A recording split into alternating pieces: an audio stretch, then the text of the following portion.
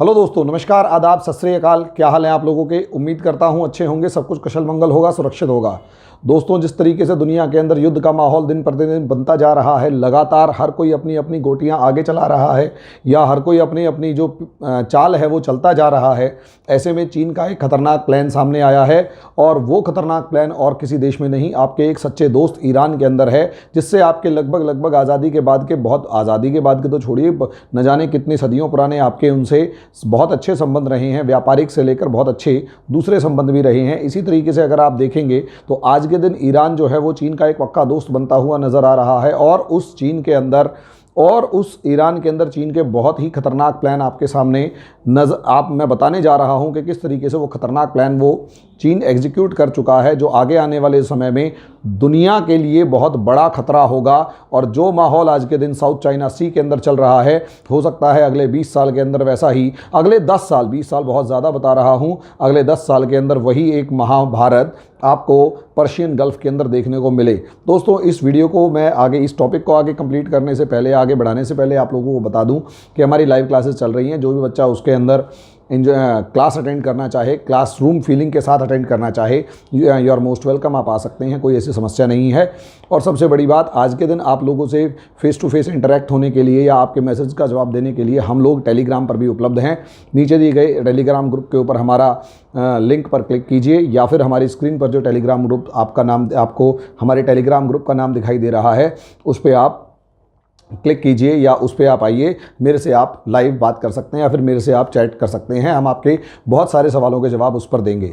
दोस्तों, सीधी सी बात ये है, टॉपिक पे आ जाते हैं कि टॉपिक ये है कि ईरान, अब आज के दिन अगर आप देखें तो दुनिया के अलग अलग क्षेत्र जो हैं वो दुनिया का अखाड़ा बनते जा रही हैं। और ऐसे दुनिया के अखाड़ों के अंदर एक जो सबसे इम्पॉर्टेंट लोकेशन है वो ये पर्शियन गल्फ़ है, क्योंकि यहाँ से दुनिया का जो मैक्सिमम तेल है वो ट्रांसपोर्ट आगे निकलता है। अब ऐसी सिचुएशन के अंदर यहाँ पर एक इम्पॉर्टेंट देश ईरान है, जिसके अमेरिका के साथ बहुत ही पुराने और ख़तरनाक वाले बहुत अच्छे संबंध रहे, लेकिन 1978 की ईरानियन क्रांति के बाद अमेरिका और ईरान के संबंध निरंतर बदलते चले गए।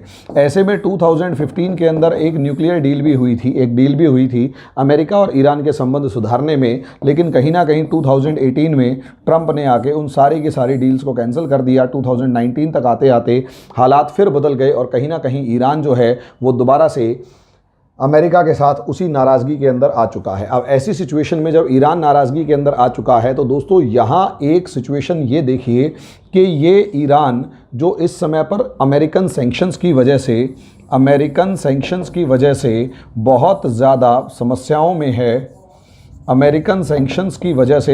समस्याओं में है, और यहाँ तक कि इकोनॉमिक क्राइसिस से गुज़र रहा है। ऐसी सिचुएशन के अंदर, ऐसी परिस्थितियों में चीन का ईरान के अंदर एंटर करना बहुत ज़्यादा खतरनाक है। और यहाँ पर अभी जो कुछ दिन पहले खबर आई कि चीन की ईरान के साथ $400 बिलियन की डील हुई है। $400 बिलियन की डील हुई है। और इस डील को अगर आप देखेंगे तो यहाँ पर चीन ने ईरान के अंदर पैसे की बौछार करते हुए देर नहीं लगाई है, क्योंकि अगर आप देखेंगे डॉलर्स में तो $280 बिलियन जो हैं वो सिर्फ़ और सिर्फ ऑयल और गैस इंडस्ट्री को मिलेंगे, जो कहीं ना कहीं ईरानियन इकोनॉमी के लिए ऑक्सीजन का काम करेगी। और उसके बाद $120 बिलियन जो हैं ये इन्वेस्ट किए जाएंगे ट्रांसपोर्टेशन और इंफ्रास्ट्रक्चर से बहुत सारे दूसरे प्रोजेक्ट्स में। अब सवाल यहीं से शुरू होता है कि $400 बिलियन की डील है और $120 बिलियन जो हैं वो ट्रांसपोर्ट से लेकर इंफ्रास्ट्रक्चर डेवलपमेंट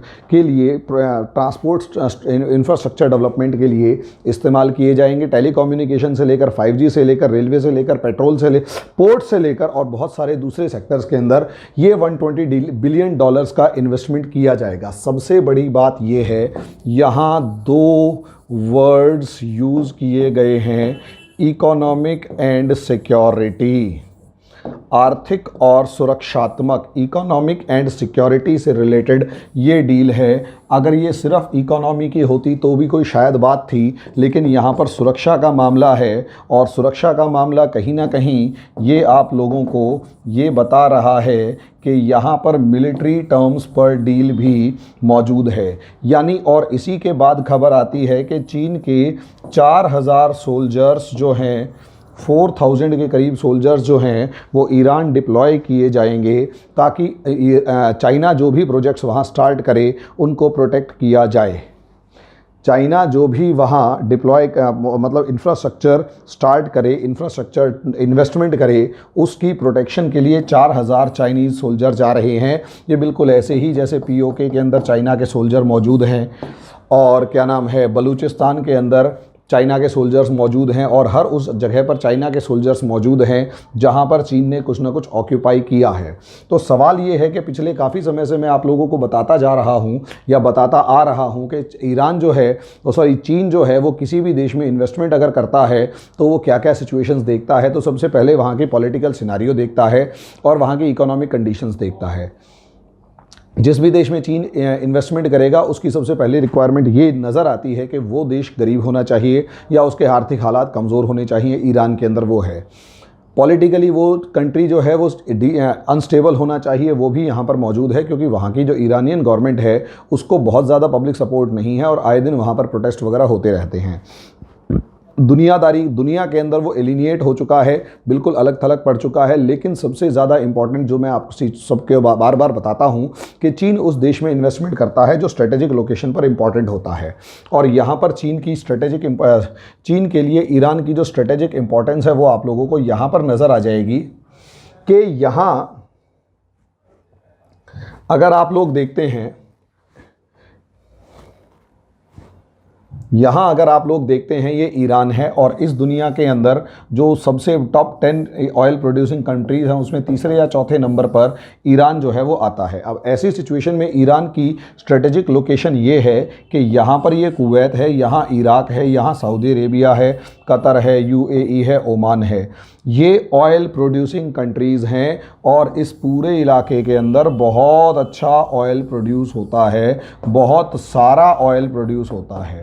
ऐसी सिचुएशन के अंदर जो यहाँ ऑयल प्रोड्यूस होता है, ये पूरा जो रूट है ये ऑयल रूट है, और दुनिया का लगभग 80% के करीब ऑयल जो है वो इसी एरिया से ट्रेड होता है या निकलता है। ऐसी सिचुएशन के अंदर यहाँ चीन ने नज़र गड़ाई, और अगर आप चीन की नज़र गड़ाते हुए चीन की नज़र को देखोगे तो इस पूरे के पूरे लोकेशन को आप अच्छे तरीके से समझ जाओगे कि यहाँ पर कहीं आपका जो कंट्री का चाबहार पोर्ट मौजूद है, चाबहार पोर्ट मौजूद है, यहाँ ग्वादर पोर्ट मौजूद है।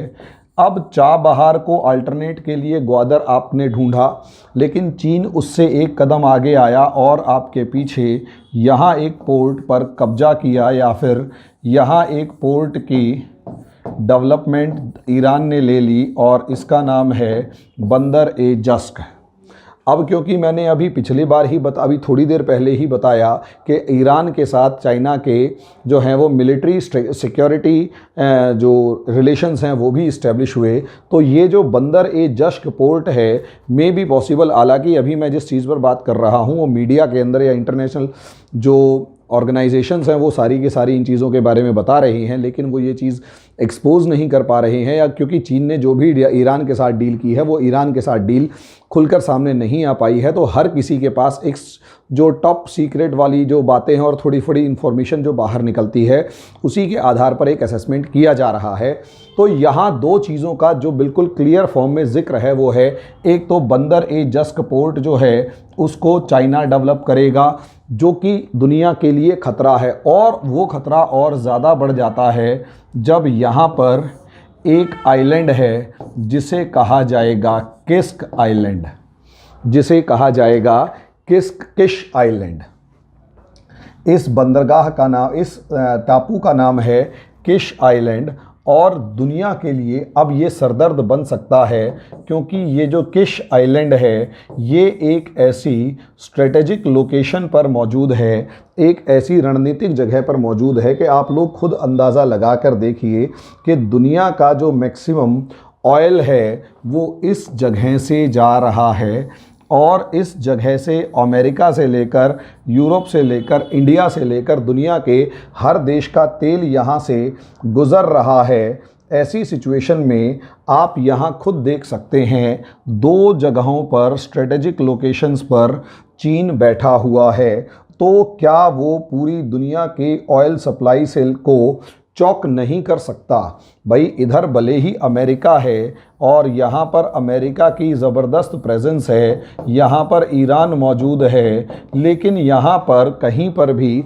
इस पूरे इलाके के अंदर चीन की मौजूदगी नहीं थी। चीन ओमान में कहीं दूसरी तरफ मौजूद था, लेकिन चीन ने यहाँ पैसे के दम पे कहो, अमेरिका की बेवकूफ़ी के दम पे कहो, या फिर दूसरी अपने डिप्लोमेसी यानी अपनी कूटनीति के दम पर कहो, या ईरान की ज़रूरत का फ़ायदा उठाने के बारे में कहो, चाइना ने इस जगह पर इन 2 चीज़ों पर कब्जा कर लिया।